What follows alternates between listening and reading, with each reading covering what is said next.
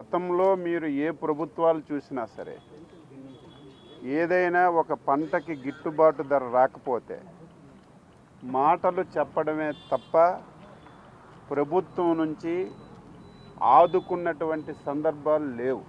ముఖ్యమంత్రి గారు బాధలున్నా ఆర్థికంగా సమస్యలున్నా నేను ఊహించినటువంటి నిర్ణయం తీసుకున్నారు. ఇప్పటి వరకు ప్రకృతి విపత్తు వస్తే డిజాస్టర్ మేనేజ్మెంట్ కింద కేంద్ర ప్రభుత్వం ఉల్లి పంటకి ఒక హెక్టార్కి 17,500 రూపాయలు ఇస్తుంది. కానీ మన ముఖ్యమంత్రి గారు ఎవరైతే ఉల్లి పండించారో పండించినటువంటి ప్రతి రైతుకి హెక్టార్కి 50,000 రూపాయలు ఇవ్వాలని చెప్పి ప్రభుత్వం